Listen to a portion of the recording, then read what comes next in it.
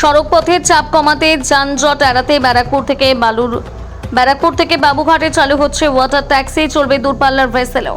আজ ভাটপাড়ার গোলঘর পার্কে খুঁটি পুজোর অনুষ্ঠানে সেই বার্তা দিলেন তিনি। এবার ব্যারাকপুর থেকে বাবুঘাট এবং মিডিয়া বুরুজ অবধি চালু হচ্ছে ওয়াটার ট্যাক্সি।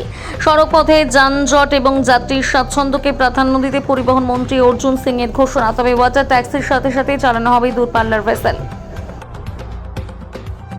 দেখুন, জলপথ যদি না আমরা করি তাহলে শহরের যে ট্রাফিক চাপটা কমবে না। ওয়াটার ট্যাক্সি চলবে, ওয়াটার ট্যাক্সি আছে।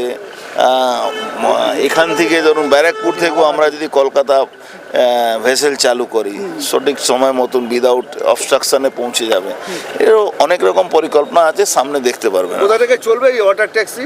দেখুন, ওয়াটার ট্যাক্সি অনেক জায়গা থেকে অনেক ডেস্টিনেশন আছে, যেরকম মেটিয়া ব্রুজ থেকে আসবে আপনার বাবুঘাট, এরকম ব্যারাকপুর থেকে যাবে বাবুঘাট, এরকম অনেক জায়গা ডেস্টিনেশন করা হচ্ছে। হাওড়া যাবে, বালি যাবে, বেলুর মঠ যাবে। না, অভিনব একটা চেষ্টা চালানো হচ্ছে।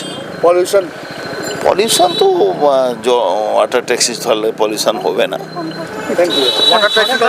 নতুন উপহার কিছু না, পুজোরকে শুধু সামনে করে আমরা করছি না, আমরা অনেক কিছু সামনে করে গেছি। আগামী বছর মার্চ মাসে সরকারি বাস প্রায় 1,500 মতন নেমে যাবে। সরকারি বাস 1,000 বাস মার্চ মাসে, আর 500 বাস ইদানিং দুর্গাপুজোর আগে নামাবো আমরা।